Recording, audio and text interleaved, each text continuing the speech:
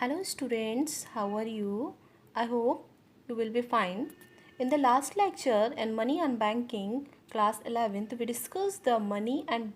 barter model or its characteristics. Now today's we discuss about the advantage of barter system. So what is advantage of barter system? The first advantage of is simplicity. What do you mean by simplicity? The word says itself, it's simple. The barter system is a simple process of exchange by which goods are exchanged for goods. Both the parties who know each other's exchange goods directly and this can reduce cheating to a great extent. मतलब ये बहुत ही एक simple तरीका है कि दोनों parties क्या होती हैं वेल नोन होती हैं एक दूसरे को जानती हैं और वो फेस टू फेस क्या करती हैं अपने गुड्स को गुड्स से एक्सचेंज कर लेती हैं इसमें कोई चीटिंग या कुछ भी चीज़ की संभावना नहीं रहती है second advantage of mutual cooperation तो व्हाट इज़ म्यूचुअल कोऑपरेशन मतलब आपसी understanding it's depend on the mutual cooperation of people which is possible only if a good understanding and water relationship अच्छी रिलेशनशिप होगी दोनों पर्सनस के बीच तो हमारा जो वाटर सिस्टम है वो अच्छे से कॉपरेट कर पाएगा या दोनों पार्टीज़ क्या है अच्छे से कॉपरेट कर पाएंगी तो mutual cooperation can lead to a society where its member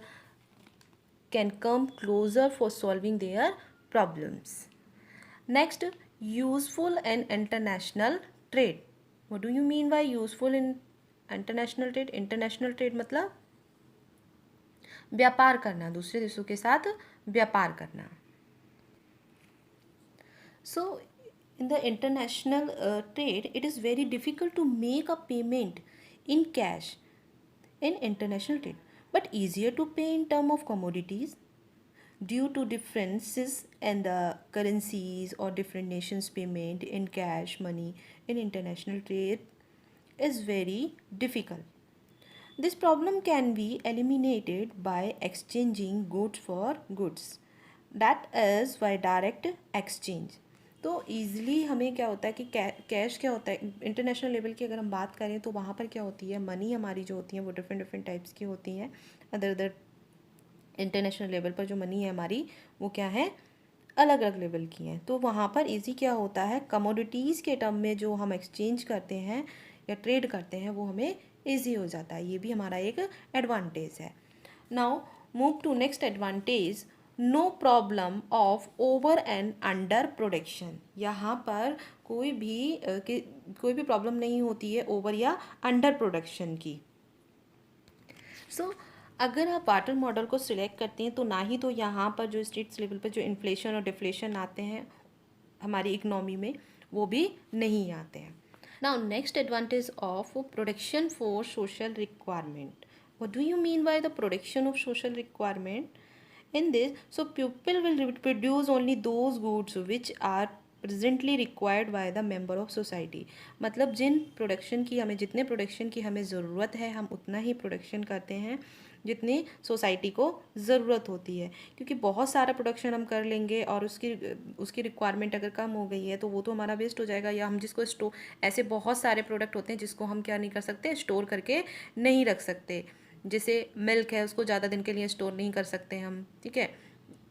तो ऐसे बहुत सारे ऐसे प्रोडक्ट होते हैं जिनको स्टोर करके नहीं रख सकते तो जितनी रिक्वायरमेंट होती है हम उतना ही प्रोडक्शन इसमें सोसाइटी के लिए रखते हैं next is minimum risk in exchange